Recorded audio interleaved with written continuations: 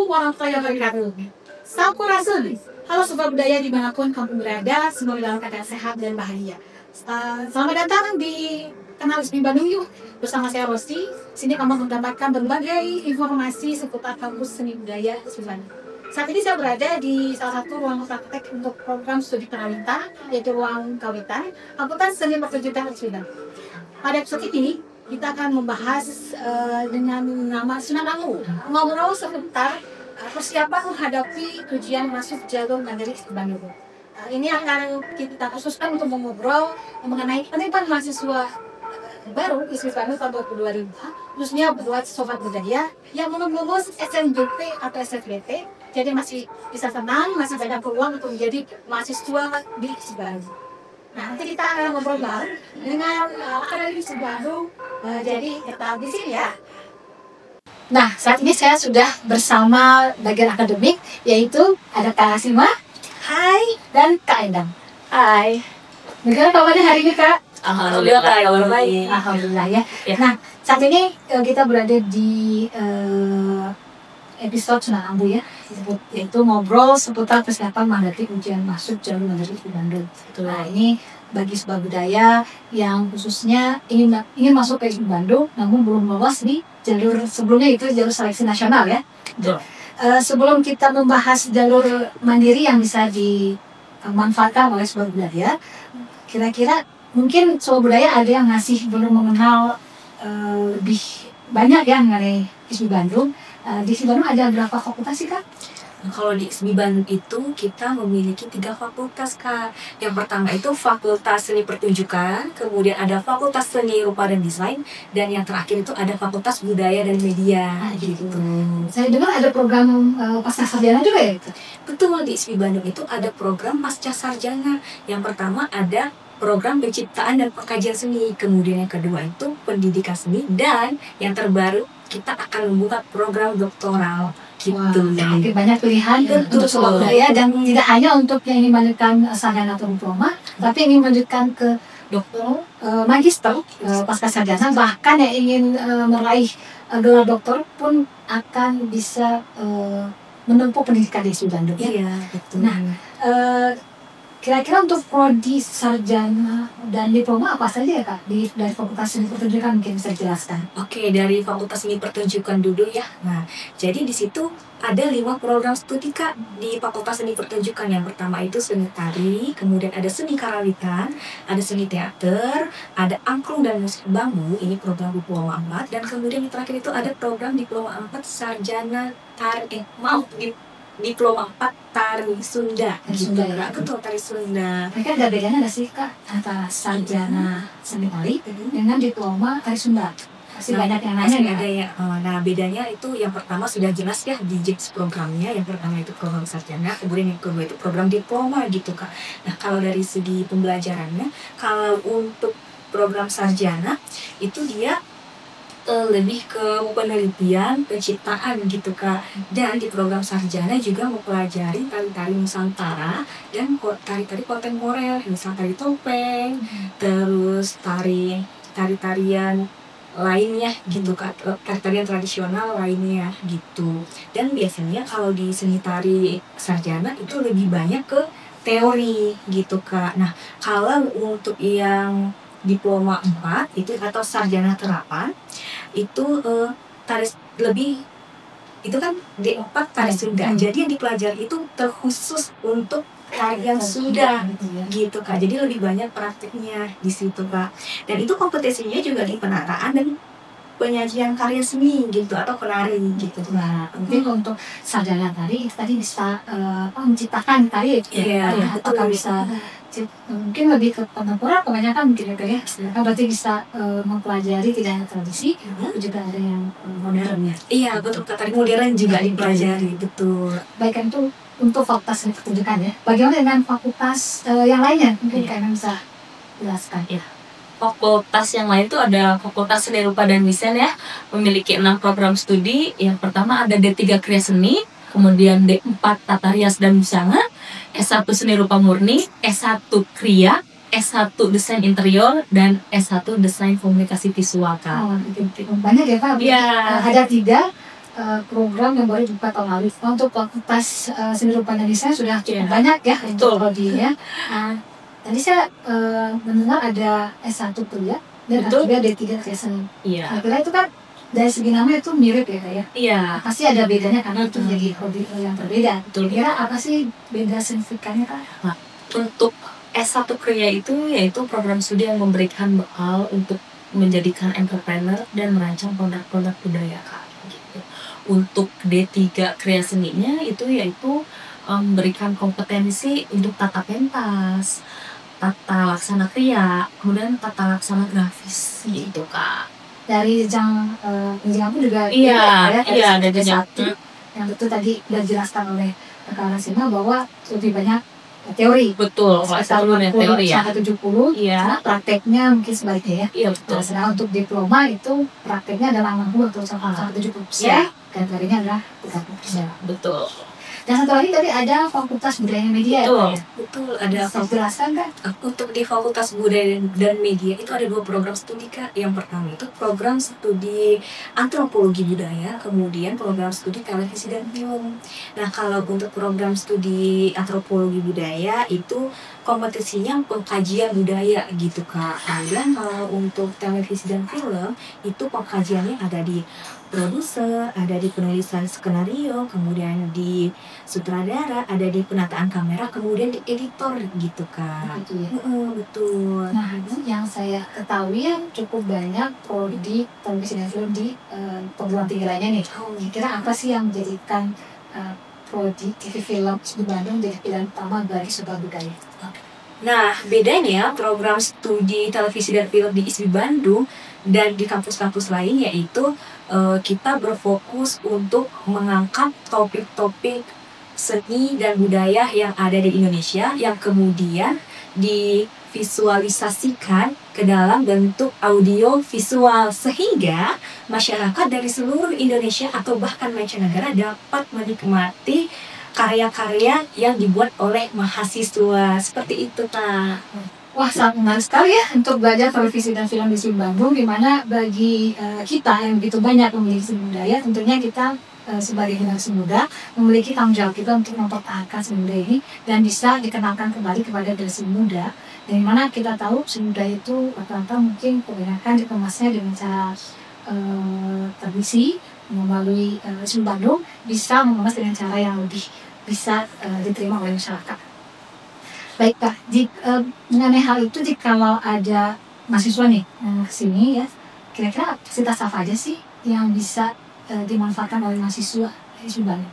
Untuk fasilitas di ISB Bandung sendiri, terutama pasti ada ruang kelas ya Kak. Ruang kelas ada, kemudian ruang praktek, gedung kesenian, gedung olah seni, kemudian juga ada masjid Kak.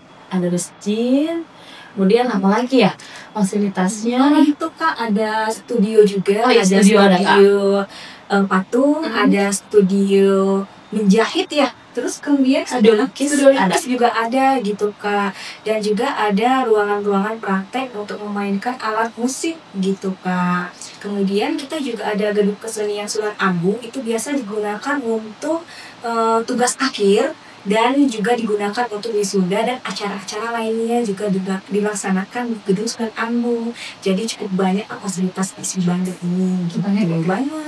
Dan pastikan punya juga ada bahasa. Iya, betul. Oh iya betul, ada Bahasa lab ada. bahasa ada lab bahasa, kemudian ada lab komputer juga. Iya, ada. Walaupun kita fakultas seni budaya, tentu tetap saja ada lab komputer di mana Ada.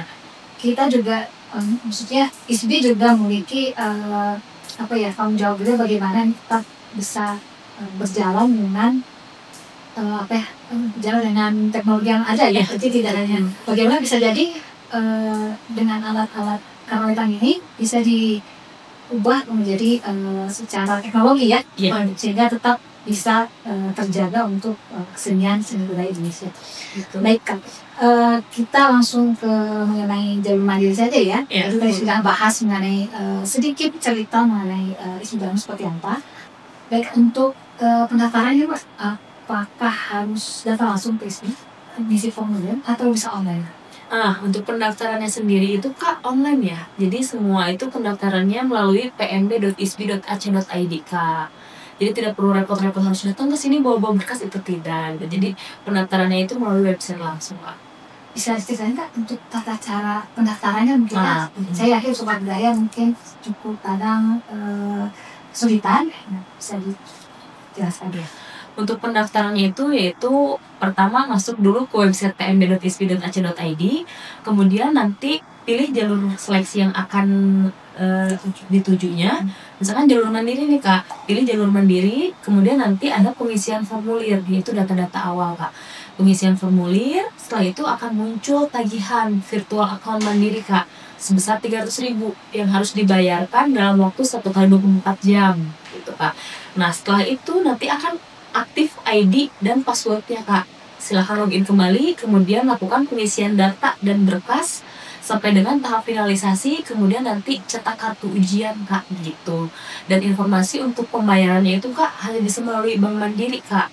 Bank Mandiri baik itu M-Banking Mandiri, teller Mandiri, atau enggak ATM Mandiri gitu. Oh ya Kak, sedikit tambahan untuk yang cetak kartu ujian itu dimohonkan untuk peserta mencetak kembali kartu ujian itu di tanggal 10 Juli ya. Betul. Di tanggal 10 Juli karena di situ akan memunculkan jadwal-jadwal atau tanggal pastinya kapan peserta tersebut akan tes gitu Kak. Jadi di-download lagi ya. Gitu. Jadi di akun tersebut Ya, ya. betul. Ada Ada update update Gitu. Karena tentu para peserta harus sesuai jadwal yang betul, sudah ditentukan ya. Iya, betul.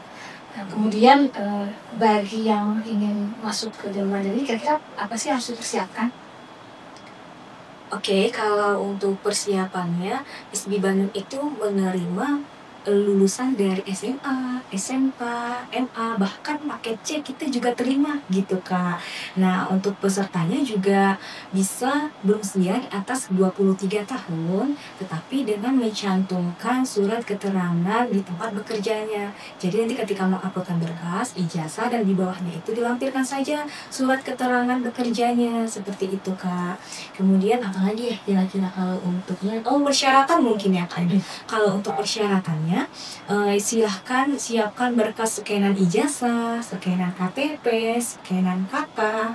Kemudian kalau untuk ijazah, kalau bagi lulusan yang tahun 2004, 2003, 2022, 2001 sampai seterusnya itu wajib menggunakan ijazah. Tetapi jika lulusan 2025 boleh menggunakan surat keterangan lulus. Kemudian surat keterangan berkelakuan baik ataupun SKCK. Nah, kalau untuk lulusan 2024, 2023, 2022 dan seterusnya itu menggunakan SKCK. Tetapi kalau untuk lulusan di tahun 2025 itu bisa menggunakan surat keterangan berkelakuan baik. Kemudian apalagi ya Kak, kira-kira apalagi ya?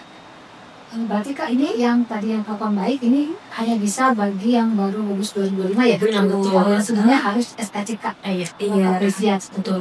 Seperti itu. Nah itu Sobat Budaya mengenai persiapan yang harus kalian siapkan ketika ingin mengikuti jalur mandiri ISBI Bandung. Nah untuk ujiannya sendiri Kak, kalau seleksi nasional kan ini yang tersedia hanya cukup ujian PBK ya tuh. Bagaimana dengan apakah ada perbedaan atau sama saja? Untuk jenis tes seleksi mandiri itu berbeda Kak. Nah, yang pertama ada tes tulis ya Kak. Tes tulis itu berbasis CAT, yaitu menggunakan komputer. Dengan soal itu ya ada tes bahasa dan ada tes pengetahuan seni. Nah untuk tes pengetahuan bahasanya itu ada 2 Kak, bahasa Indonesia dan bahasa Inggris. Setelah itu kemudian ada tes praktek dan wawancara. Nah untuk tes praktek wawancara itu Kak nanti sesuai dengan prodinya masing-masing. Dan satu lagi ada tes fisik Kak. Yang tes fisik ini hanya dilaksanakan oleh 3 prodi, yaitu program studi seni tari, seni tari Sunda, kemudian program studi seni teater Kak. Jadi ada 3 yang mengikuti tes fisik. Jadi harus disiapkan fisiknya untuk Iya. tes fisik gitu ya. Nah, Sobat Budaya harus mempersiapkan fisiknya yang kuat, stamina-nya itu cukup ya untuk terutama bagi yang tadi yang jadi prodi seni tari, teater, tari Sunda ya. Dipastikan fisiknya fit ketika jadwalnya fit ya. Nah, berarti tadi kan ada tes praktek atau minat bakat gitu. Betul. Sehingga berarti ketika pendaftaran kalau di seleksi nasional kan harus ada bagi yang memilih prodi olahraga dan budaya seni budaya harus mencantumkan portofolio. Betul. Berarti jalur mandiri ini tidak perlu ada Tidak portofolio ya perlu. Kak? Tidak perlu Iya. karena langsung dia Kak, langsung dipraktekkan di tempat gitu. Kita perhatikan ketika ujian ya. Iya. Nah, Betul. berbicara mengenai tes praktek, ini para peserta apakah harus membawa sesuatu sesuai dengan yang bakat atau sudah disediakan oleh ISMI? Nah, jadi ada beberapa memang yang disediakan oleh kampus seperti misalnya ruangan atau mungkin alat-alat musik yang dibutuhkan. Dan nanti kita akan informasikan kepada peserta apa-apa aja yang mereka bawakan dari rumah mereka gitu Kak. Nanti pantau terus aja di website kita pmb.sbi.ac.id. Nanti akan diinformasikan apa-apa aja yang akan dibawakan gitu Kak. Berarti setelah sebuah budaya mau pendaftaran harus rajin-rajin untuk mengecek website budaya.isbi.ac.id karena itu lumayan informasinya lumayan cukup sering diunggah sering. baru ya. Tentunya bisa juga dapat informasi melalui medsos ISBI Bandung ya. Bisa sebuah budaya ikuti medsos ISBI Bandung. Wah, cukup banyak ya untuk tes di Mandiri ini ya, untuk yang harus diikuti oleh peserta. Iya. Tadi ada yang lupa nih, bagaimana kalau ketika pengisian data ya, setelah bayar kan harus ada pengisian data. Betul. Gimana nih Kak kalau ada yang salah tulis atau salah ketik nih, dan kemudian sudah melakukan finalisasi, apakah itu bisa diubah atau gimana Kak? Ketika belum melakukan finalisasi itu data masih bisa dirubah ya Kak. Tapi setelah finalisasi itu tidak bisa lagi dirubah gitu. Jadi usahakan kalau mengisi data itu ya ini Kak dengan teliti, dengan cermat gitu sehingga datanya tidak ada yang salah gitu Kak.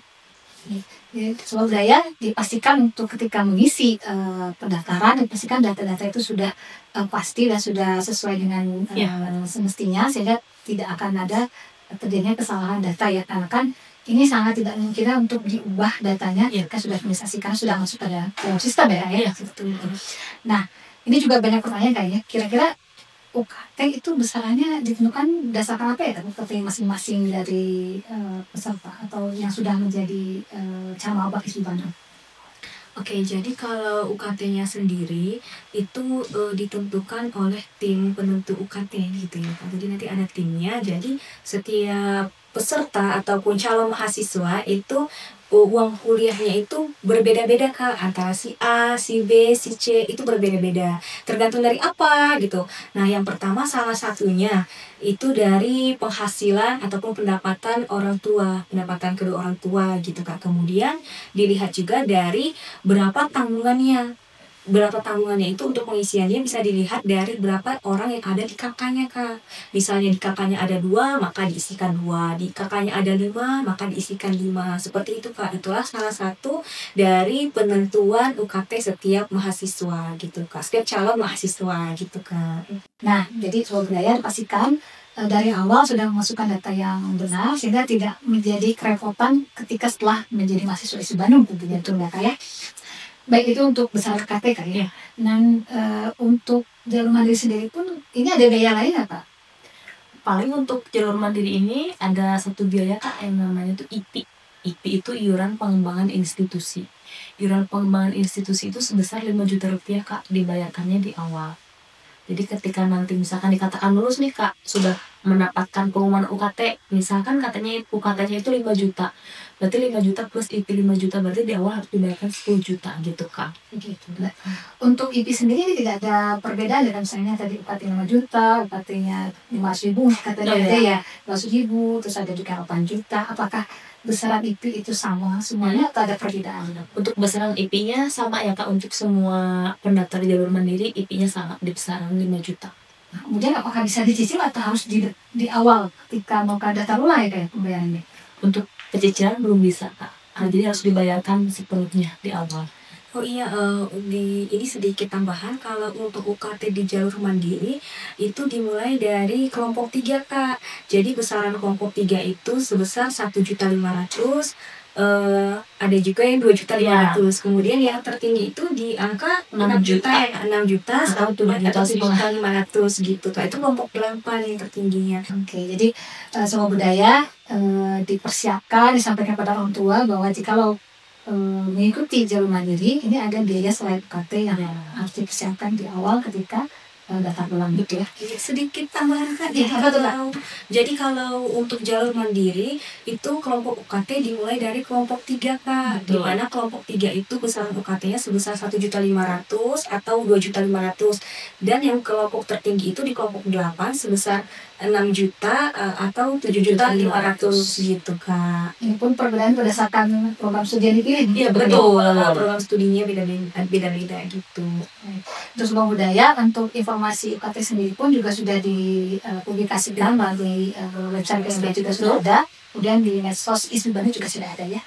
Nah ini Kak, tadi ada yang keren oleh saya, yang saya dapat informasi bahwa ketika kita atau Sobat Budaya sudah mengikuti SNBP, tentu sudah ada sertifikat ya, sertifikat SNBP. Apakah nilai UTBK tersebut yang UTBK SNBP bisa digunakan untuk PND dan Mandiri?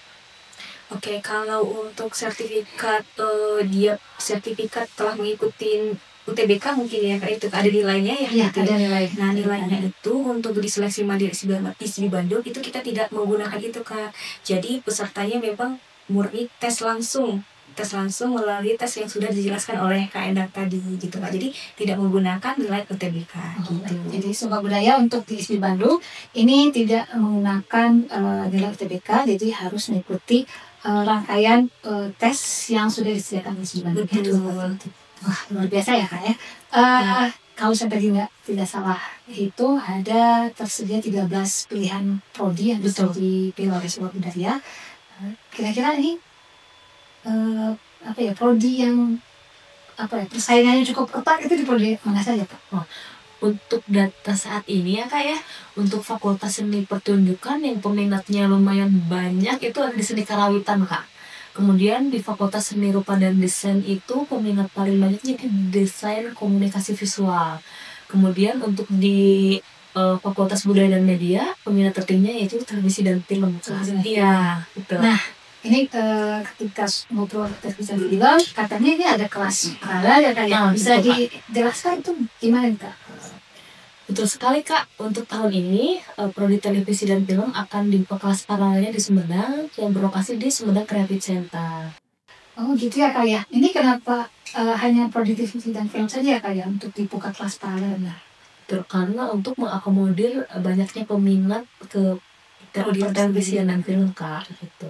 Jadi ini sebagai jawaban dari begitu tingginya peminat Sobat Budaya mengikuti atau untuk bisa belajar dunia film, sehingga ISB Bandung mencoba untuk mengakomodir dengan membuka kelas paralel di Sumedang. Betul. Ini pun pasti kerjasama dengan pemerintah Kabupaten Sumedang ya Kak ya. Kerjasama dengan pemerintah Sumedang. Dan ini juga akan menjadi cikal bakal terciptanya kampus ISB Bandung kampus Sumedang gitu Pak. Berarti untuk jangka panjangnya adalah akan direncanakannya kampus ISB di Sumedang. Gitu. Ini sebagai cikal bakal dari rencana tersebut. Iya betul. Tapi dari segi segi kuliahnya itu gimana Kak? Sama dengan kelasnya di ISB atau ada perbedaan? Untuk perkuliahannya sama Kak. Tidak ada pembedaan. Tidak ada pembedaan. Iya. Kuliahnya sama gitu Pak. Jadi secara kurikulum, kemudian secara pengajar itu sama dengan yang ada di ISB Bandung ya. Jadi untuk Sobat Budaya jangan terlalu khawatir ya. Bahkan nanti saya pengen ke TV film tapi nggak pengen Sumedang, jangan khawatir. Karena ini secara kurikulum, secara pengajar, secara fasilitas pun ini masih tidak akan jauh berbeda ya dengan yang berkuliah di ISB Bandung. Mungkin perbedaannya adalah sebagian kuliahnya mungkin ada di Sumedang dan sebagiannya ada di ISB Bandung. Gitu. Baik Kak, ketika itu banyaknya peminat gitu ya, seperti itu kan barangkali Kakak bisa punya tips nggak Kak ya untuk Sobat Budaya yang agar bisa diterima di ISB Bandung? Tipsnya ya yang pertama memang kita harus mempelajari teori-teori tes yang akan diujikan gitu kan tadi kan mempelajari bahasa Inggris atau bahasa Indonesia, kemudian pengetahuan bahasa secara umum gitu itu tuh harus dipelajari. Kemudian untuk tes keterampilannya kita memang melatih diri untuk bisa tampil ketika tes keterampilan di hadapan para penguji gitu Kak. Itu Kemudian yang harus dipersiapkan yaitu fisiknya, gimana ketika nanti di hari H para peserta badannya sehat, kuat dan tidak sakit gitu Kak. Itu sih tips dari saya. Sehingga fokus ketika jalani ujian ya Kak ya. Iya. Karena kan ini sebagai langkah terakhir untuk bisa menjadi mahasiswa ISB Bandung ya. Karena setelah jalur mandiri untuk jalur apapun sudah tidak ada lagi ya. Tidak ada jalur terakhir untuk masuk ke ISB Bandung. Mungkin merupakan peluang terakhir sebuah budaya yang ingin menempuh pendidikan tinggi di ISB Bandung. Iya, betul. Nah, itu sebuah budaya, informasi seputar penerimaan mahasiswa baru jalur mandiri ISB Bandung. Nah, barangkali dari Kakak Rasima dan Kak Idon bisa informasikan tanggal pentingnya nih bagi sebuah budaya yang akan mendaftar di ISB Bandung. Untuk pendaftaran PMB Mandiri itu sudah dijelaskan oleh Teh Endang tadi di tanggal 4 Juni sampai 4 Juli 2025. Nah, kalau untuk pengisian berkasnya itu dari tanggal 4 Juli sampai 7 Juli 2025. Nah, jadi bagi rekan-rekan yang sudah melakukan pembayaran di tanggal 4 Juli misal di pukul 23 WIB melakukan pembayaran itu kan agak susah ya, isi berkasnya agak mepet, jadi diberikan kesempatan beberapa hari untuk mengisi berkas sampai tanggal 7 Juli gitu ya. Kemudian untuk ujian tes tulis itu dilakukan dari tanggal 14 sampai tanggal 18 Juli 2025. Kemudian untuk ujian keterampilan dan wawancara itu dilakukan dari tanggal 21 sampai 25 Juli 2025. Dan pengumumannya yaitu di tanggal 31 Juli di 2025. 31 Juli 2025 gitu ya. Nah, itu sebuah budaya dicatat ya. Dicatat. Untuk tanggalnya biar nggak terlewat. Jadi untuk informasi juga bisa dicek lagi ya di website pmb.isb.ac.id atau juga di medsos ISB Bandung. Nah, dengan ini kami yakin nih sebuah budaya udah nggak bingung lagi nih ya untuk PMB jalur mandiri di ISB Bandung. Dan tadi sudah dijelaskan dari proses daftar, syaratnya seperti apa, kemudian tesnya seperti apa ya. Kami harap Sobat Budaya bisa mempersiapkan dengan baik sehingga bisa mendapatkan hasil yang terbaik juga, tentunya lolos dan menjadi mahasiswa baru di ISB Bandung sesuai dengan prodi-prodi yang sudah kalian pilih. Iya. Dan ini akan menjadi langkah awal kalian dalam mengembangkan bakat dan menjadi bagian dari kampus seni budaya terbaik tentunya di Indonesia ya, seperti itu ya.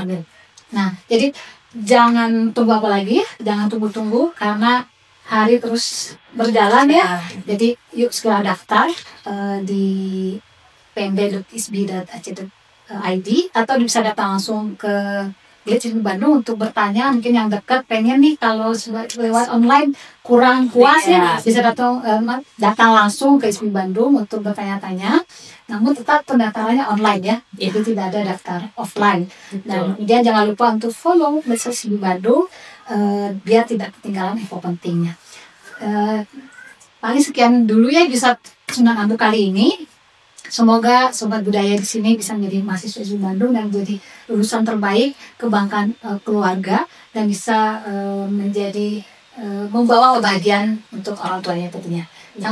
Sampai itu saja. Jangan lupa follow medsos ISB Bandung dan biar tidak ketinggalan informasi. Sekian dari kami untuk di Kenal ISB Bandung Yuk. Assalamualaikum warahmatullahi wabarakatuh.